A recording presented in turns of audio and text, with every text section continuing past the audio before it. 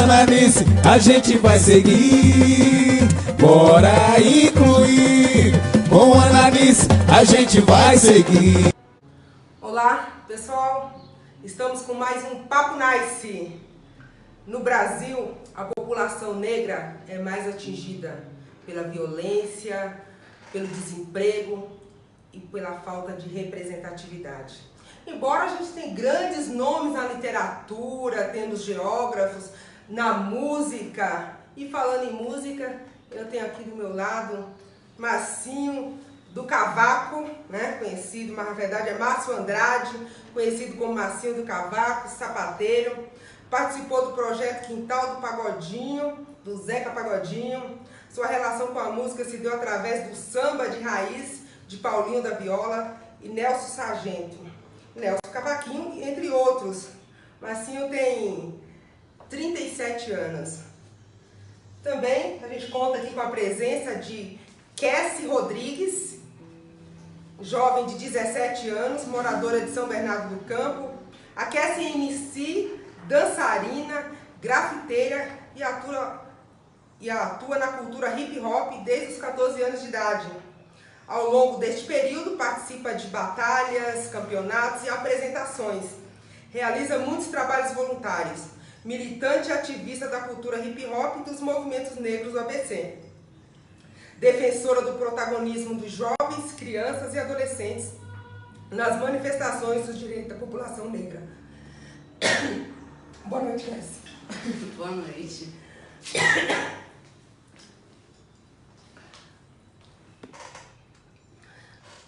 Marcinho, dá uma alô para o nosso pessoal. Opa, aí rapaziada, tamo junto aí mais uma vez, entendeu? Tive lá com a Ananice lá na Câmara, né? Foi uma experiência muito boa e mais uma vez aqui com ela aqui para poder falar um pouquinho de um tema muito importante, ainda mais aqui nesse Brasilzão aí, no qual nós estamos passando por um momento difícil, né? Verdade, Marcinho. Enquanto eu recupero a voz, vamos ouvir aqui o Marcinho. Nem preparei algo, né? Mas já que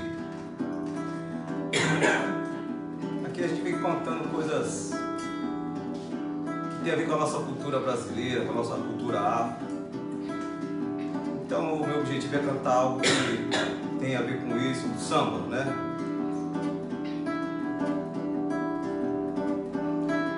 Um dia por encanto uma rosa chorou e me falou, meu poeta morreu. Eu disse pra essa flor que é tão sentimental, não chore, Catola é imortal. Um dia por encanto uma rosa chorou e me falou, meu poeta morreu. Eu disse pra essa flor que é tão sentimental, não chore, Catola é imortal. Bate outra vez a saudade no meu peito de um dia.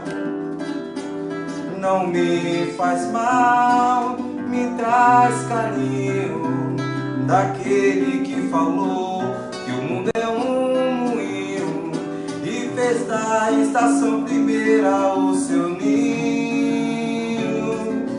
Chora, mangueira, dona Zica foi embora. Chora, rosa, canta em verso, choro em prosa, lágrimas em verde rosa. Um dia chora, mangueira, dona Zica foi embora. Chora, rosa, canta em verso, choro em prosa, lágrimas em verde rosa, lágrimas em verde rosa. Essa música aqui, dizem que quando Cartola estava sendo enterrado, foi cantado no enterro dele como homenagem para ele, né? Muito bem, Marcinho. Parabéns. ao vivo é assim mesmo, né? Aconteceu um imprevisto aqui com a voz, e ainda bem que eu tinha o Marcinho aqui hoje pra salvar. Já pensou? Se não tivesse música. As antigas novelas era feita assim, né? Era feita assim. Na base do improviso, né? Legal. A gente está no mês de novembro, mês da consciência negra, e dia 20 de novembro é o dia de Zumbi dos Palmares, nosso herói brasileiro. Para quem não sabe quem foi Zumbi, Zumbi foi um líder do quilômetro dos Palmares, que fica na Serra da Barriga, né, entre Pernambuco e Alagoas. E o Zumbi liderou lá 1 quilômetro com mais de 20 mil pessoas, resgatando as pessoas, lutando para poder acabar com o regime escravagista. E o Zumbi foi morto, né, pelo Estado em 1695, porque ele era um grande líder, lutava pela libertação do nosso povo, que foi escravizado aqui no nosso país e foi tirado seus direitos de cidadania. Até hoje o Brasil tem uma grande dívida histórica com o povo negro, por isso que infelizmente ainda hoje nós não temos uma cidadania completa, a gente ainda não tem uma democracia completa no nosso país, porque enquanto houver desigualdades sociais, raciais, étnicos, raciais, a gente ainda não vive em uma nação. E para falar um pouco sobre tudo isso, né, a gente conta aqui com o Marcinho e com a MC Cassie, né? A Cassie também é MC, é da música, né, Cassie? Fala em relação à cultura negra, essa luta pela igualdade no nosso país. A gente fala muito do Zumbi, né? Mas também tem as grandes mulheres que lideraram quilombos, como a Dandara, que foi companheira do Zumbi, a Rainha Teresa de Benguela, que também, chamada de rainha, liderou um quilombo no Mato Grosso do Sul. E você, como jovem, né, é MC, é defensora dos direitos das crianças, dos adolescentes. Inclusive, você acabou de vir de uma conferência, veio direto para cá, para esse papo nice aqui. Você bem jovem, mas já com um protagonismo tão grande de luta pela nossa sociedade, pela juventude, pelos direitos das crianças e dos adolescentes e pelos direitos das pessoas da nossa população afrodescendente do nosso país, né? Em relação ao 20 de novembro, toda essa luta, quando que você se deu conta na nossa sociedade que você era uma jovem negra?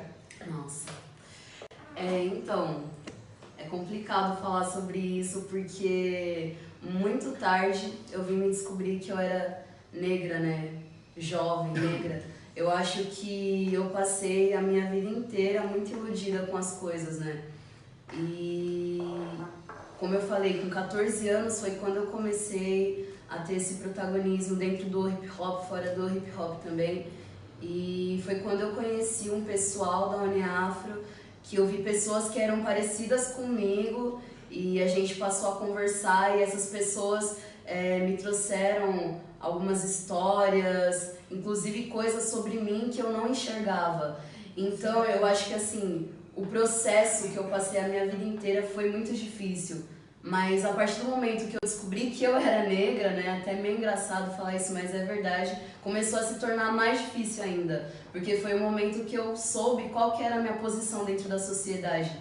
Então eu comecei a me desiludir com as coisas, eu comecei a enxergar, as coisas começaram a ficar mais amplas, de uma forma ruim, de uma forma boa também, em alguns sentidos. E você, Marcinho? Que a gente cresce, né? As pessoas costumam até dizer, né? Ninguém nasce racista, né? As pessoas acabam se tornando, porque o sistema, né? O racismo está na estrutura da nossa sociedade, né? E às vezes as crianças, os jovens, você nasce e você não imagina, você começa a crescer, não diferencia essa questão da cor da pele, né? Que impacto que isso tem na nossa sociedade, nos lugares que a gente frequenta, entre os amigos, na família.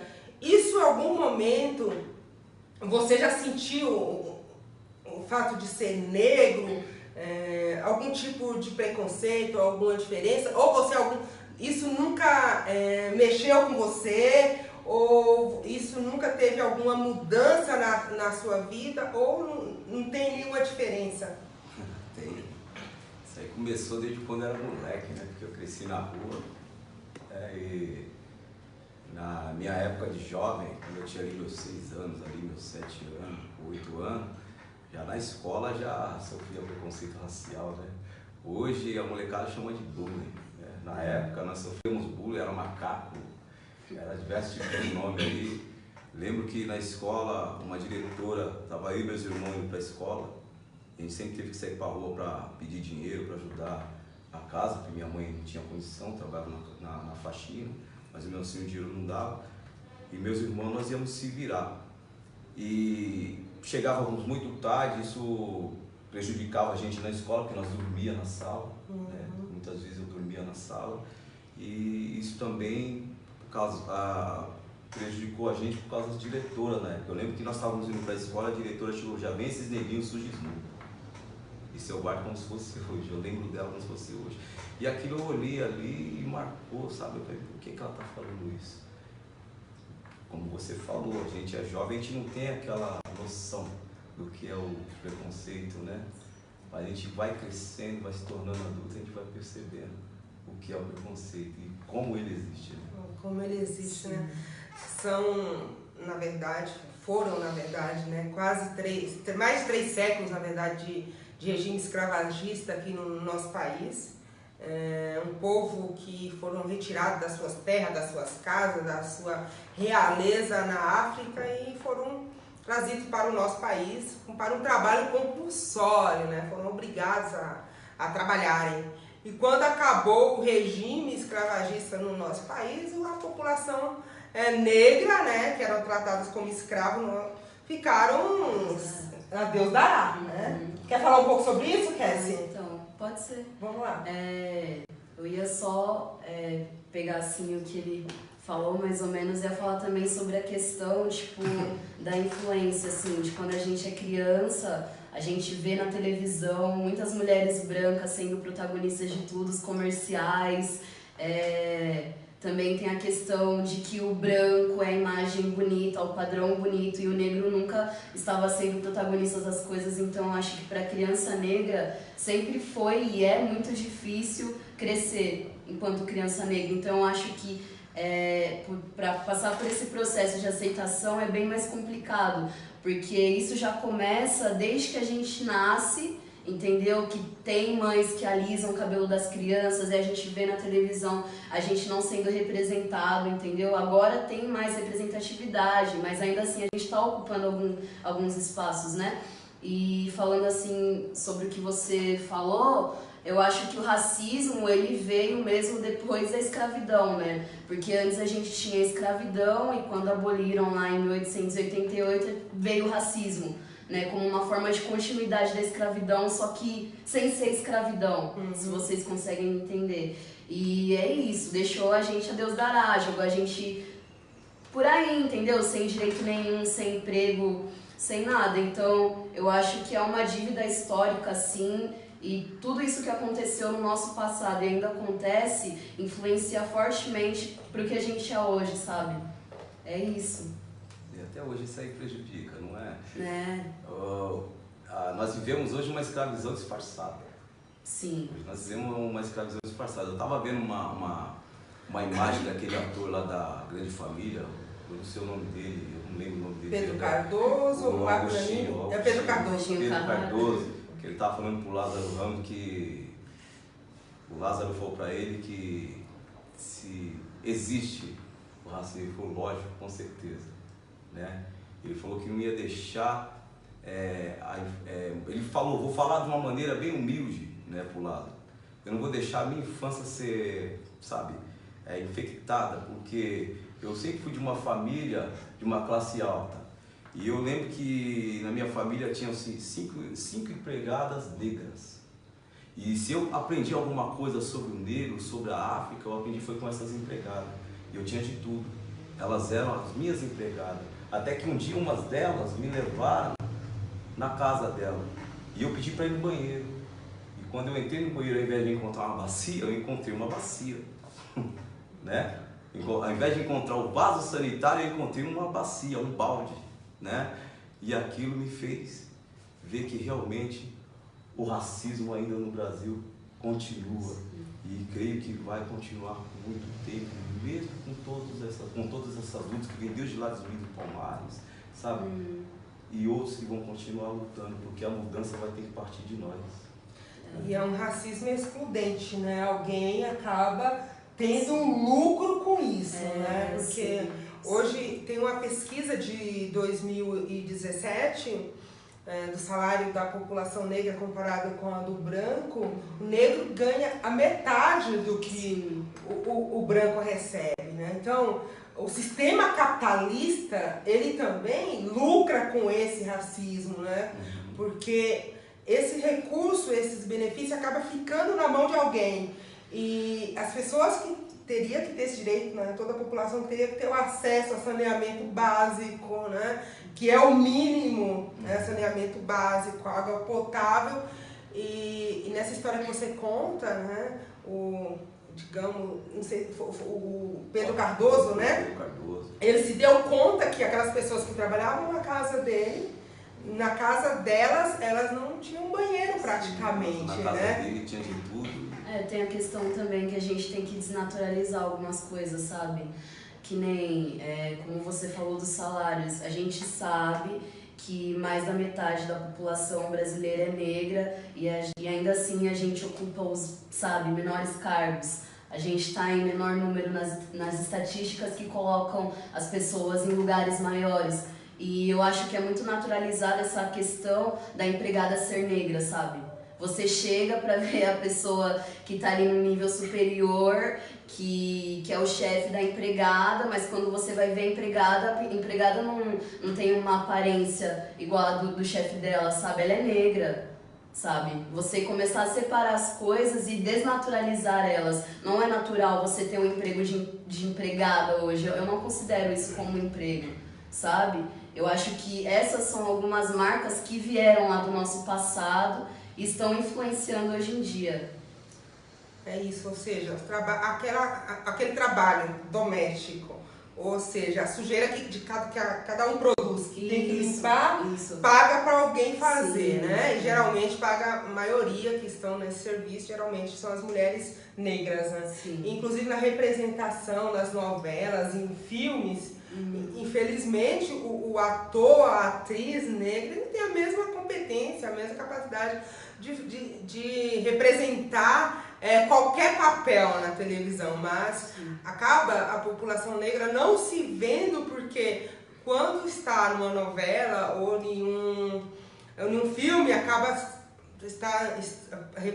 fazendo o papel de um empregado doméstico, ou se o homem é um motorista, né? Inclusive ontem eu estive na Alesp, na Assembleia Legislativa do Estado de São Paulo, no Prêmio Zumbi dos Palmares, e tinha um advogado na mesa, Dr. Anderson, né? Um negão, aqueles negão bem raiz mesmo, né? Negão bem moloco, que carregava saco de farinha. Que não tem, na verdade, assim, que não, parece que tem pouca mistura, né? Miscigenação, essa coisa da...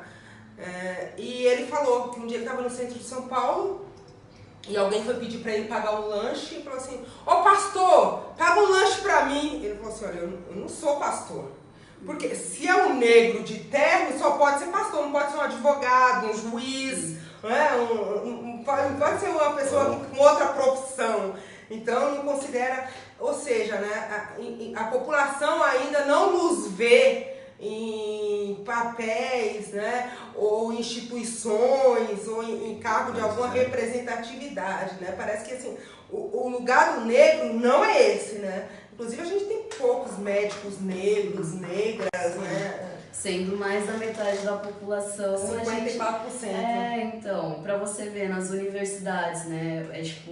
Eu tô prestando os vestibulares esse ano e eu vejo bastante, assim, essa diferença gritante, porque você entra nas universidades, mesmo que elas sejam públicas, ainda a gente tem um pequeno público de pessoas negras, sabe? E eu acho que é muito importante a gente ter também a questão dos movimentos negros dentro das universidades, para poder fortalecer a gente lá dentro, ver mais pessoas pretas entrando dentro das universidades, que isso é muito importante, para poder estar ocupando esses cargos. Deixa eu aproveitar e te perguntar Claro. uma coisa. Qual a sua opinião sobre as cotas? As cotas, eu sou a favor das cotas e, assim, muitas pessoas vêm falar sobre as cotas e falam assim pra mim que não são a favor porque elas são a favor da igualdade, né? Não tem que existir cotas porque elas são a favor da igualdade. Eu acho isso engraçado, né? Porque sem as cotas, que igualdade que ia ter, sabe? As cotas que estão trazendo essa igualdade pra gente. E eu acho que elas são muito importantes porque, na verdade, não é um privilégio, é um direito. As cotas são um direito das pessoas negras, elas não são um privilégio. Eu acho que deve ter sim, porque como a gente estava falando, a gente tem sim essa questão que a gente chegou aqui com mais peso, sabe?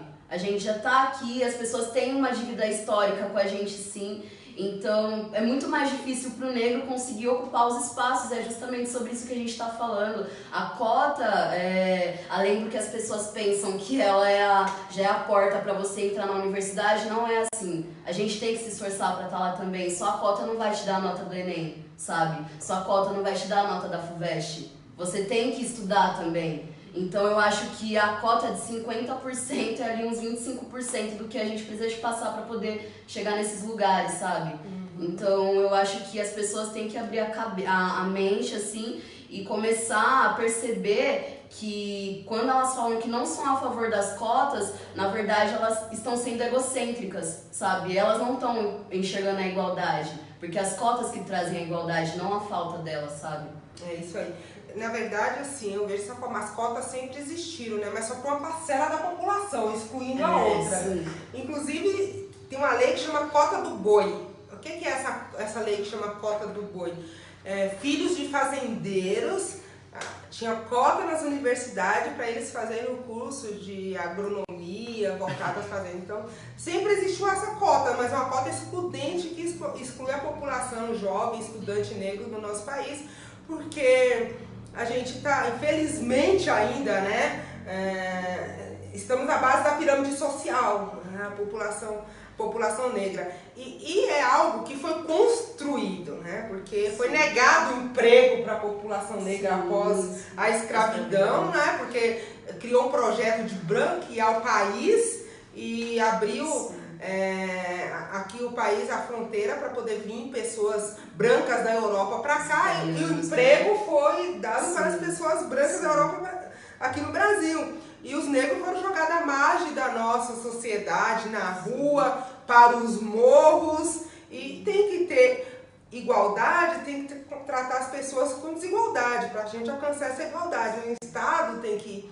tratar e buscar a equidade social, né? E aí não basta só a cota nas universidades, tem que ter condições do acesso ao livro, tem que ter condições do acesso ao transporte público, tem que ter condições de se alimentar, porque você vai para a faculdade, você tem que comer, você tem que comprar livro, você tem que ter transporte público, não é isso, Marcinho? Marcinho, acredito que estudou também, depois já terminou aí os estudos, já depois de adulto. Não sei se você chegou a fazer supletivo. Eu fiz supletivo, porque quando eu era criança eu não tive condições de estudar, tive que trabalhar na roça. Supletivo. Eu fui aprender a ler mesmo, na realidade, que há 8 anos atrás. Sério, Marcinho? Eu lembro que minha esposa escreveu uma carta para mim e eu fiquei olhando aquela carta lá e ela esperando eu ler, porque depois eu li, ela ficou esperando eu ler, eu não sabia ler. Aquilo me deixou envergonhado. Aí, a partir dali, eu procurei o supletivo, né? E fui aprender já há 8 anos atrás, ou sei lá, 8, 10 anos atrás.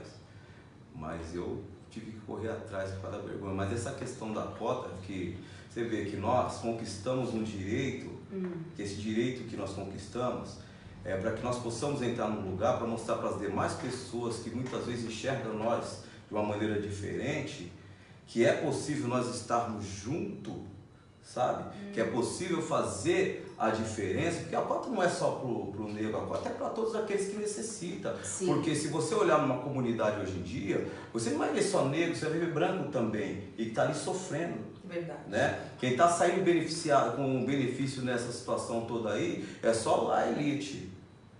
A elite está sendo beneficiada. A elite não está na comunidade para ver o sofrimento do povo, quem precisa ou quem não precisa.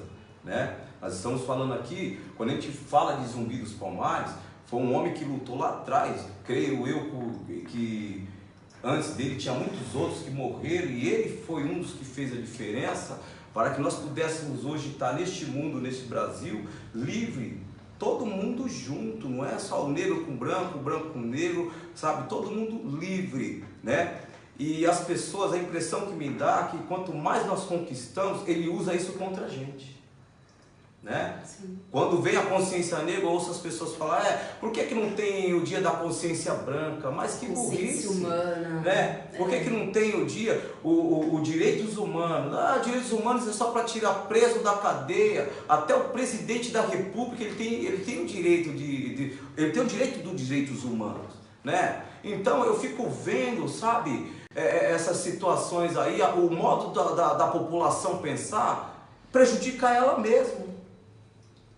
Parece que nós vivemos num círculo, sabe, que tem que ser aquilo. Se não for aquilo, nós estamos escravos de pessoas que dominam, sabe, dos grandão. Esses grandões, ele consegue colocar a mídia, né?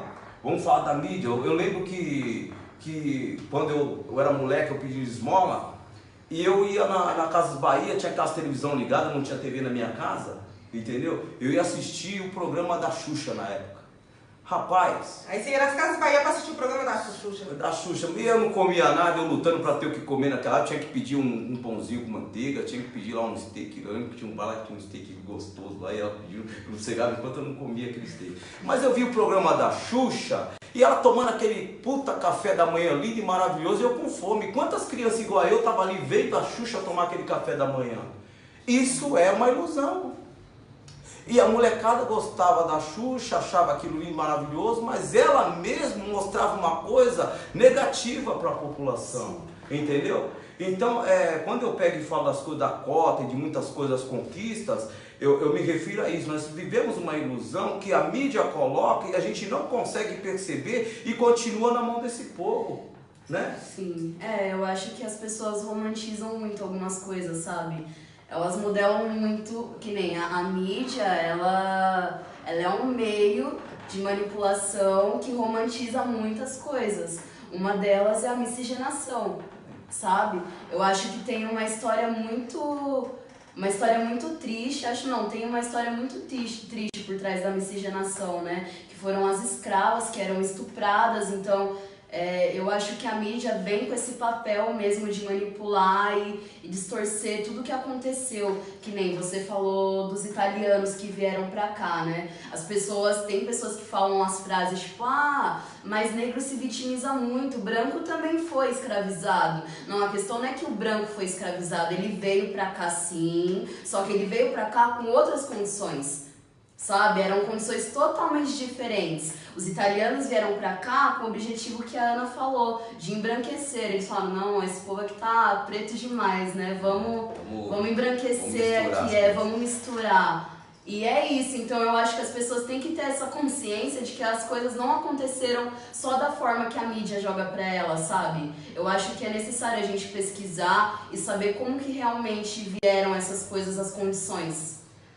Legal isso que você coloca, que enquanto os brancos estavam aqui no nosso país lutando pelos direitos trabalhistas, o povo negro estava lutando para ter direito ao trabalho, né? Para acessar o trabalho. Então, e o Estado sempre dificultando. Inclusive, em 1941 foi criada a lei da vadiagem para poder prender as pessoas que eram encontradas desempregadas, ou fazendo um samba, ou jogando capoeira. E falando em samba, nós temos muitos talentos, né, dentro do nosso povo negro. Você, Marcinha, é um talento, a MC Cassie é um talento que logo ela vai mostrar aqui pra gente também, aqui a parte cultural dela. Vamos fazer um samba, Marcinho? a questão da parte cultural, você vê que a parte cultural dominou muito. Você vê que os gringos vêm pra fora para ver escola de samba, vêm pra ver a cultura brasileira. Só que de uma forma, né? Só que aí pejorativa, também o gringo né? também veio para ver a prostituição, né? Por isso a gente fala pro jovem de hoje tomar cuidado, né?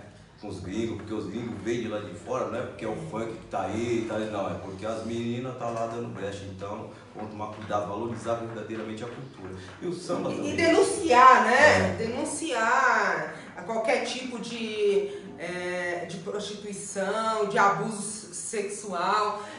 O número para ligar é o Disque 100, para qualquer tipo de abuso sexual, de criança, adolescentes, porque a gente tem o nosso talento, mas a gente tem cultura, mas a gente é contra esse tipo de abuso. É isso aí. Isso é crime, na verdade, né? Como é crime, né?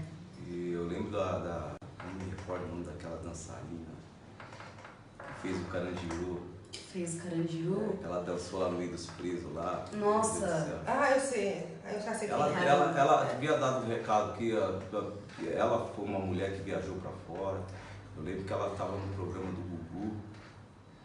Mas vamos preservar o nome dela, eu lembro quem é, mas vamos preservar. E ela tinha falado para as mulheres brasileiras se valorizar.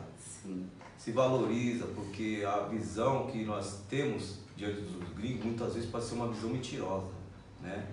Que eles vêm aqui, muitas vezes vêm por outros interesses, né? Então as mulheres brasileiras deveriam se valorizar um pouco mais, somente na questão cultural, aquelas que querem dançar, né? Por as meninas que querem hoje ir pro funk.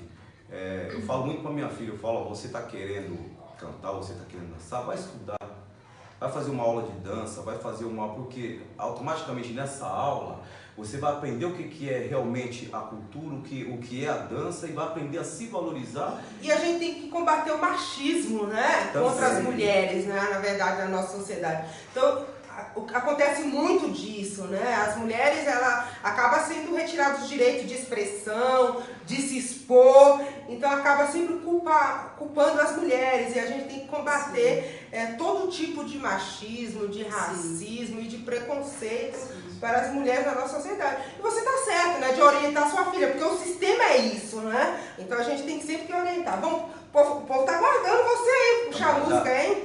Tem tanta coisa pra gente cantar aqui, né? Vou cantar um samba aqui que fala do negro. Não me recordo do compositor, mas eu sei que quem tem de preto gravou, né? Sou negro sim, mas não sou Pai João.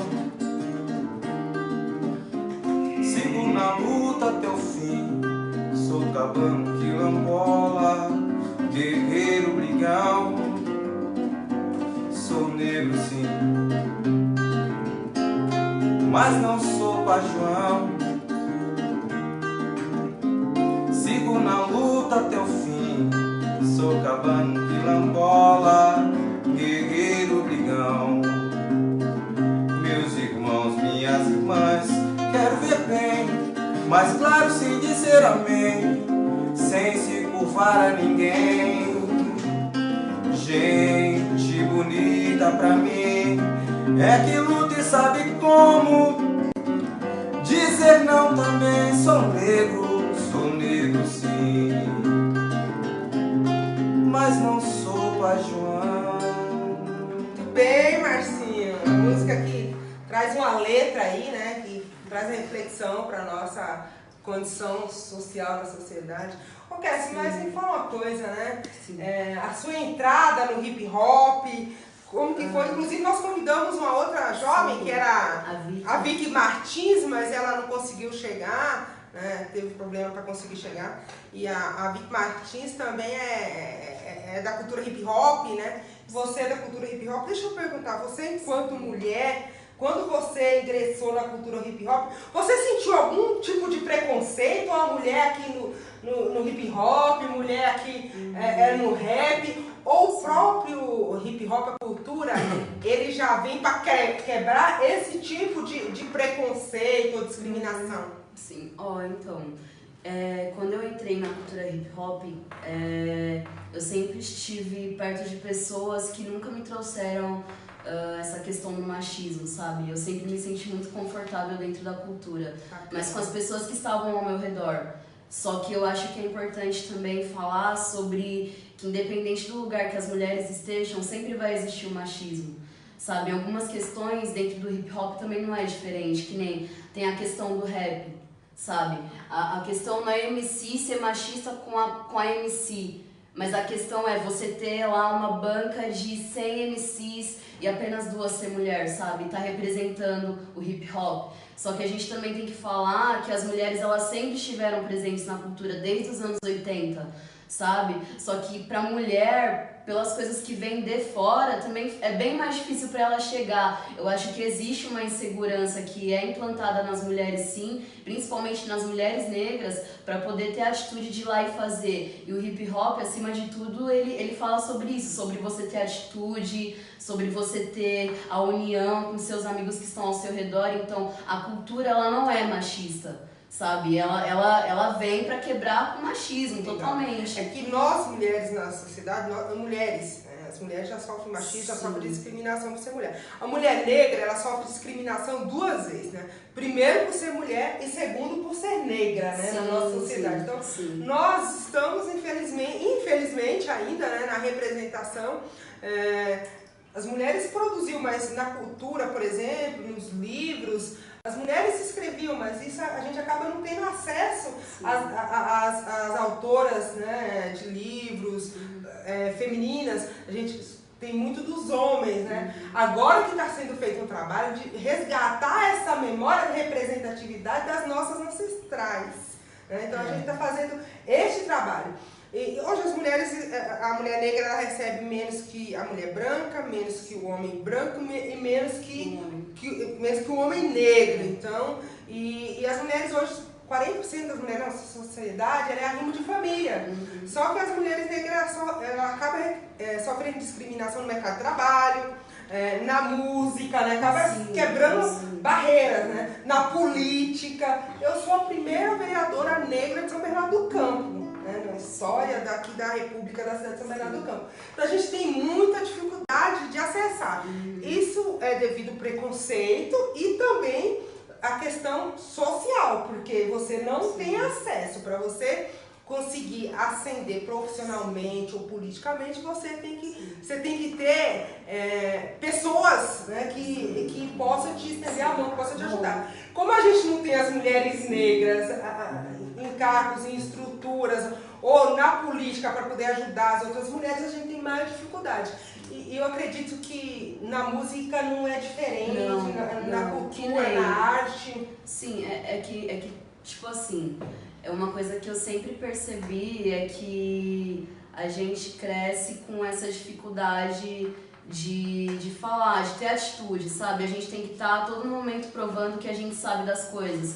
Que nem, eu tô conversando eu tô numa roda de homens, eu sou uma mulher, sou negra, e eles começam a falar sobre política, sabe? E aí eu venho e dou uma opinião sobre política, eles já me olham meio torto, assim, eu tenho que continuar provando que eu sei sobre o que eles estão falando, sabe? A mulher negra é muito difícil para ela estar ocupando alguns lugares, justamente porque ela tem essa necessidade de ficar provando a todo momento que ela sabe quem ela é, pra ninguém vir e tentar tirar ela do lugar dela, entendeu? Então é bem complicado ser preta e ser mulher é foda. Feminismo negro. Mas antes de a gente entrar no feminismo negro, você esteve na nossa sessão solene do Dia da Consciência Negra e acabou não mandando a letra pra gente, né? Aqui eu acho que o público tá aguardando. Sim, vou mandar. Ai, então... Às vezes a gente fica com um pouco... timidez, chega um pouquinho, né? Mas vamos lá, Cassie. Vou mandar uma letra minha, né? Inclusive, vai pro meu EP. E é uma letra que eu gosto bastante, então vamos lá.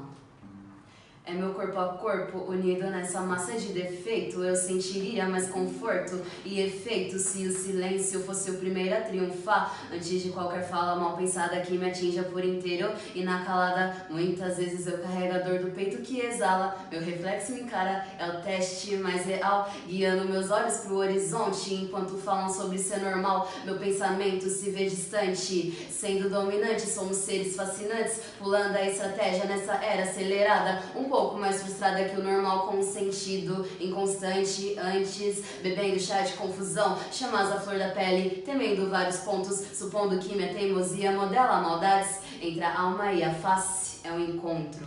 É isso aí, é papo nice, olha só, muito bem, muito bem. Letra bonita, e a menina mostrou que tem talento, assim como o Marcinho aqui do Cavaco. E os nossos internautas hoje estão tendo a oportunidade de conhecer jovens negros, artistas, protagonistas aqui da nossa cidade de São Bernardo do Campo, porque o nosso programa foi criado para isso, né? Para dar voz às pessoas, porque infelizmente o sistema e o meio de comunicação aí, infelizmente é para poucos. Então ainda bem que temos a internet agora, que nos dá a oportunidade de estar falando, né, das nossas coisas, das nossas políticas. Está pesquisando também, né? Mas com muito cuidado também, porque a gente tem esse acesso à internet, só que nem tudo que tá lá é verdade, né? Então, acima de tudo, ter cuidado com aquilo que a gente pesquisa. Você vê aí pela nossa eleição que teve agora aí, né? Você vê, é uma coisa que, sabe, cada um tem o seu modo de ver, cada um tem o seu modo de enxergar essa questão. Eu, particularmente, eu acho que essa eleição foi a eleição mais ridícula que eu já vi na minha vida, sabe? Uma mistura de... Eu conversando com as pessoas, né? Não sei se eu posso... Pode, claro. Conversando com algumas pessoas, e umas falavam muito sobre a questão da violência, do roubo, né? Como se o roubo só começou mesmo de verdade a partir do governo Lula, né? Isso já acontecia desde quando eu era moleque. Quantas vezes eu saí da porta da minha casa lá, era Fernando Henrique Cardoso, aí ó, o cara morto lá embaixo lá, né? A questão da segurança pública, né? Isso que pautou muito essa eleição, né? Aí pelo outro lado também via um outro povo que já falava da ideologia de gênero na escola. Ideologia de gênero, quando você vê o jovem hoje com o celular na mão e está aprendendo tudo e não precisa nem do professor falar mais nada, né?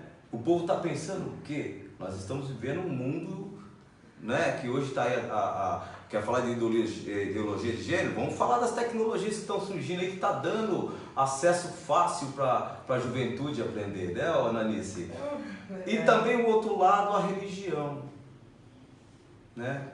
Eu sou um homem que, eu tô aqui, canto um samba, sou músico, sou evangélico, só que eu estou vendo também uma confusão aí. E isso pode nos prejudicar, a perseguição religiosa pode nos prejudicar, porque nós estamos lutando para nos unir.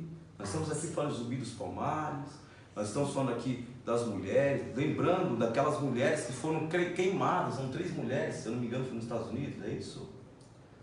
De qual que você está falando? Eu estou falando, eu também não vou me recordar, mas teve algumas mulheres que foram queimadas em algum país aí para poder, provavelmente estavam lutando pelo direito. Teve vários casos, né? Das mulheres, né? E muitos foram morrendo desde lá dos primeiros séculos até chegar aqui, sabe? Simplesmente para que nós pudéssemos ter a união e a liberdade de expor as nossas ideias, sabe? De um aprender com o outro e vivermos livres. Sim. Só que parece que o povo não quer isso. Né, Ana? É isso aí. Eu acho que não é que o povo não queira ser livre, sabe? Mas eu acho que também falta orientação.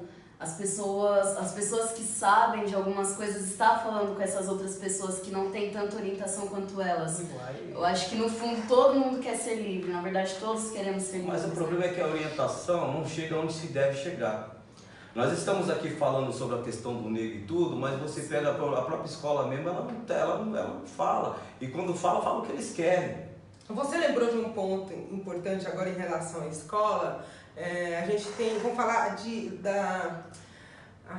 a palavra correta agora, né? LDB, né? A Lei de Diretrizes e Bases da Educação, que foi aprovado a Lei 10.639, que é a lei que institui o ensino da África, do continente africano e da cultura do povo negro na sala de aula. Só que ainda não foi implementado. E eu tenho falado muito sobre isso. Por exemplo, eu tenho comparado muito com a Alemanha, onde teve o Holocausto, né, com a matança, a perseguição ao povo judeu. Na Alemanha, o Estado teve uma reparação, inclusive financeira, para o povo, os descendentes dos judeus que foram perseguidos. Aqui no Brasil, nós somos descendentes do povo que foram escravizados, por isso que nós vivemos na base da pirâmide social e a gente não teve reparação nenhuma. E quando a gente vai falar de cotas, de ações afirmativas, que é para poder corrigir esse massacre, essa perseguição no passado, aí, como você já colocou aqui, né, aí as pessoas acabam tratando com desdém, acham que não tem que ter cotas, que não tem que ter dia da consciência negra, mas isso é leis reparatórias, são ações afirmativas para poder corrigir toda essa exclusão, esse massacre. E podemos falar também que teve o Holocausto aqui no Brasil com o povo negro, né? Sim. Na Alemanha, no currículo escolar, na grade escolar, nas escolas, se estuda diariamente esse massacre que teve lá, o nazismo, para o povo não esquecer e não se repetir a história. E aqui no Brasil a gente fica negando o tempo inteiro essa discussão. Inclusive as pessoas negam, às vezes você fala que é negro, não, você não é negro não, você até tem um nariz afinado.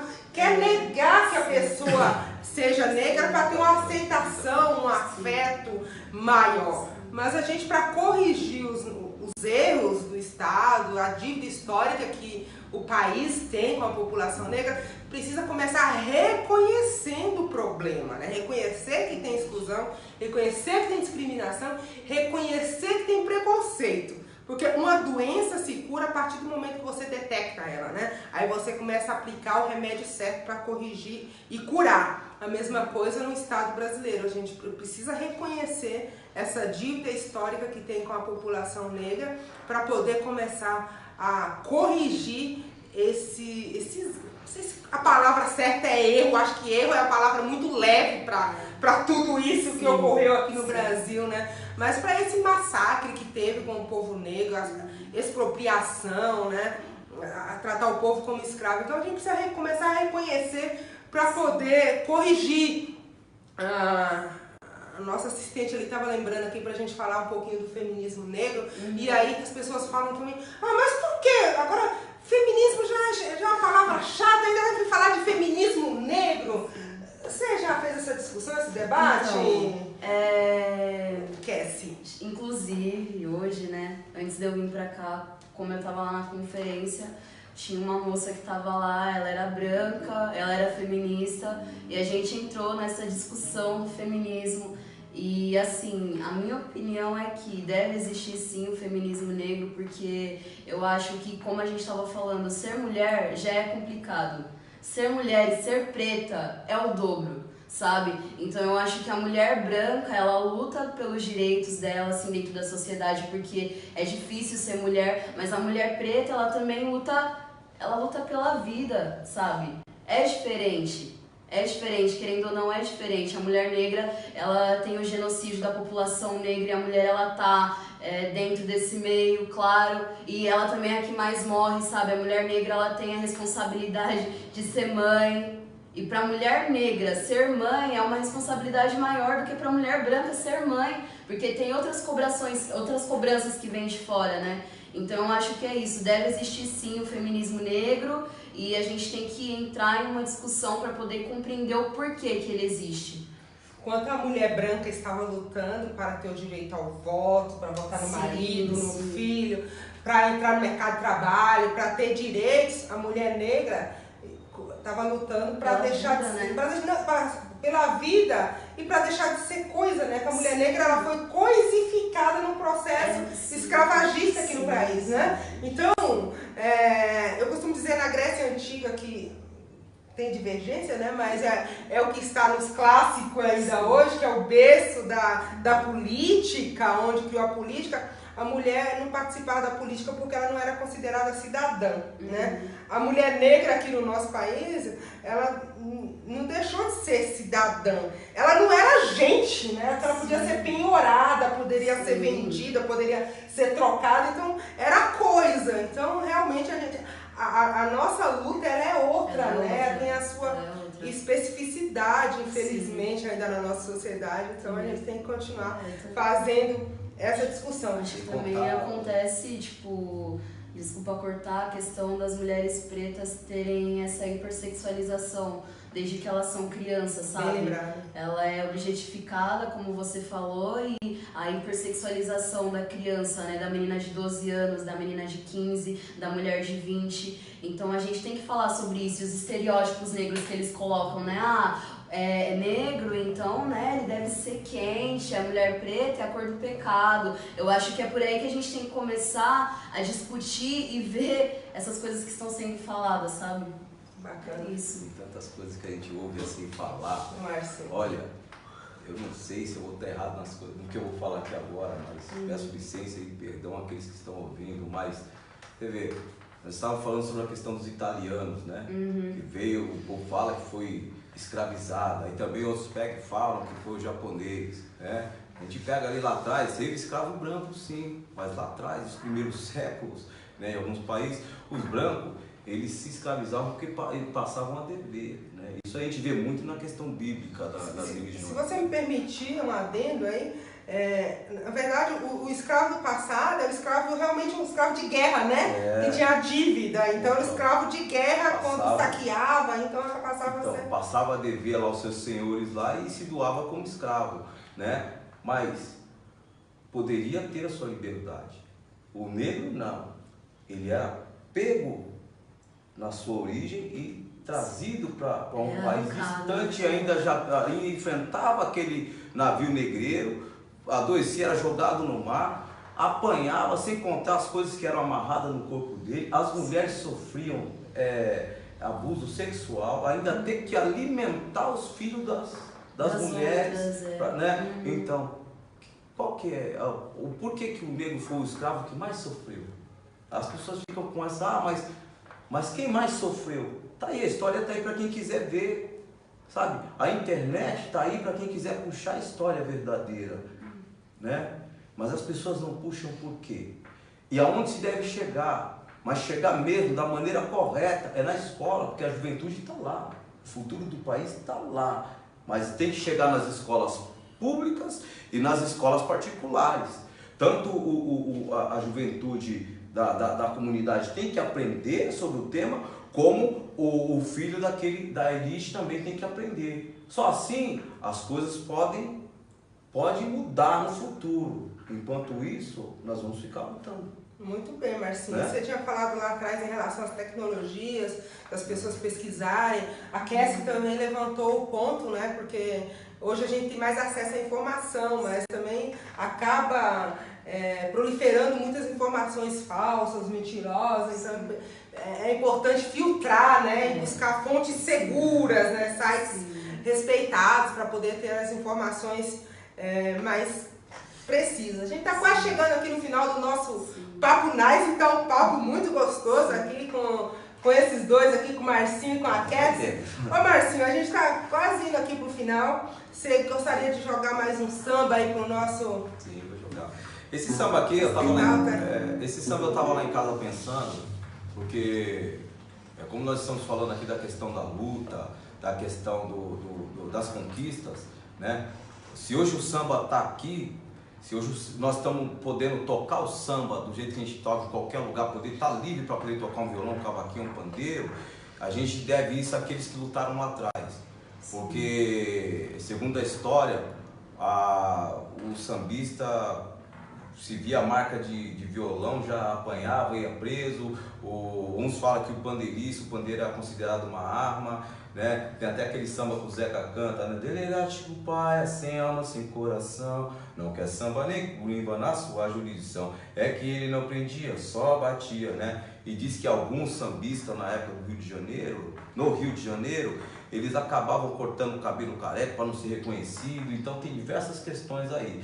O sambista antigamente não poderia entrar no teatro municipal nem pela porta de trás. Hoje entra pela porta da frente. Inclusive o samba chegou até em Marte, né? E eu fiz uma música para poder homenagear esses homens aí que lutaram, né? Chama-se Nossa Raiz, tá? Essa música é minha e do compositor Robson Capela, um amigo muito bom aí, um sambista maravilhoso, tá? Puxa aí Robson Capela que vocês vão adorar, tá bom? A nossa velha guarda vai prevalecer.